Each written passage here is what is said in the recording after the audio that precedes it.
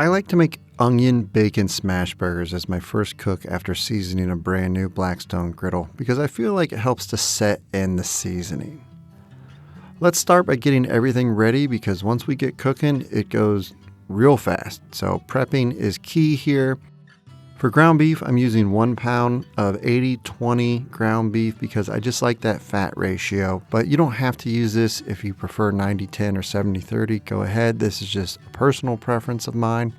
In my opinion, it's very important to get the right size beef balls, around 2.5 ounces. If you have a scale, you can measure it out, or use a 1/4 measuring cup, gets you roughly that amount.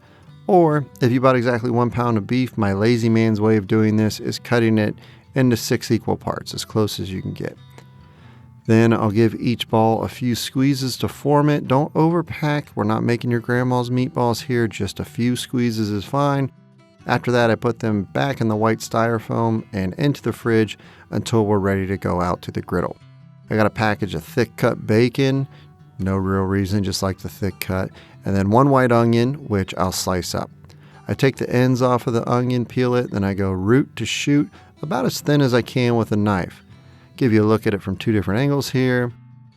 Next, we'll get some Freedom cheese. Some dude left me a comment on a previous video that was basically a short novel he wrote telling me how American cheese isn't real cheese and I should be embarrassed for using it. I say to each his own. I mean, obviously, if you don't want to use American, want to sub a nicer cheese in there for this recipe, feel free. But also, if you're too good for American cheese, then you might be at the wrong YouTube channel, pal. This ain't gourmet, it's just griddling, you know? We also will take out 1 tablespoon of brown sugar for the onions later and some seasoned salt. I stopped using pepper on Smashburgers because I didn't feel like I tasted it, and it's just one less thing to take out to the griddle. Our buns today is the sponsor of today's video, Aunt Millie's Stadium White Hamburger Buns. These are great. It's just a classic burger bun. You want to go with your classic American smash burger. Find them at your local grocery store. Turn my griddle on to low, throw down some oil, about a tablespoon, and onions. It's only about 300 right now, but that's fine. We'll get it hotter later for the burgers. Right now, I just want to move these onions all around the griddle top to help with the initial seasoning. At one point, you'll see me add some more oil because I felt like it needed it. And because, as I said at the beginning, I just seasoned this griddle, and it's my first cook, and I want to make sure it's seasoned up well.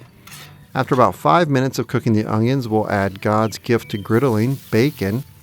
If you just got a griddle, I think making bacon is honestly one of the biggest pros of owning a griddle. You keep the smell and grease out of your kitchen, which, I mean, a clean kitchen means a happy wife, which obviously is the most important thing in life. And you can cook it all at once, like the whole pack of bacon. So even if you just make a pound of bacon and a dozen pancakes every weekend, then the griddle is worth every penny. Every penny. I'm just giving you a script to tell your wife, okay? Anyways, check the temperature for reference. We're still on low or medium low right now, and the griddle is around 350 degrees. Flip your bacon after 2 minutes or when it shrinks a bit. Then after a few more minutes, the bacon is pretty much done, so I'll scrape off most of the bacon grease, then pull out my little wire rack. I love this thing to keep the bacon warm, but get it off the heat. So it'll stop cooking, but it's still warm. It's just barely off the griddle. I also use it sometimes to hold my coffee cup. Now there's still a little bacon grease left on the griddle that I'll cook these onions in, and I will add that tablespoon of brown sugar to them. This really puts them over the top, in my opinion. You don't have to do it, but if you've never tried it, I'm urging you to try this once. Add brown sugar to your onions. I mean, come on, look at these things. As it melts down, Then we'll move the onions to the side to rest with the bacon. Also, again, I'll scrape off as much of the bacon grease as I can to get ready for these burgers. So I have all 3 burners on high. Then the far left burner where the bacon and onions are, I'll turn off so those don't get burnt or continue cooking. We'll check the temp again. I got my griddle to about 460 in this cook, but honestly, you could go up to 500 if you want. Hotter is better. I'll then place down my 6 balls of beef about 4 to 5 inches apart, and I will show you guys a few different ways to smash these with a burger press and with spatulas. The burger presses are nice, but don't feel like you have to run out and buy one right away. You can definitely use 2 spatulas. Burger press first. You can use parchment paper, or you can squirt down a little bit of oil on your press. Parchment paper works better, and I did this in an older video that I'm showing you now. You can see me using it. Press it down, you pull the parchment paper up, no problems at all. But I didn't bring any out with me this time so I could show you how you can just squirt some oil on the press and do this as well. So we'll smash the first one down thin, and I had a little sticking because I pulled it straight up.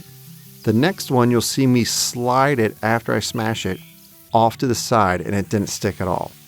Again, these things are as thin as you can. So 2.5 ounce balls, a hot griddle, and smashing as thin as you can are the three most important things to a good smash burger from my experience. Third one with the press, again sliding off the side, and we have no sticking. Now you'll see some holes in the beef, and that's totally fine. We want that. So don't worry, just be aggressive with your smashing it down. And now onto the spatulas. We have 3 burger balls that have been sitting for a minute, so we'll flip them. This is so they don't stick to the spatulas when we press them down. So again, the 3 methods are burger press with parchment, burger press with oil, sliding it off the side, and flipping the balls, then using 2 spatulas. Do whichever one of these you are most comfortable with. Now we'll put the 2 spatulas on top of each other, then smash them down just like they do at the old Steak and Shake. I still slide these off the side for sticking and again to get them thin. For seasoning, I'm just doing a little bit of Mike Lowry's seasoned salt because I just gave up on pepper. I don't know. I mean, use pepper if you want, but didn't feel like it was doing anything for me. Next goes down the star of the show, the Aunt Millie's Stadium white buns, right in the burger and bacon grease to toast up on the griddle.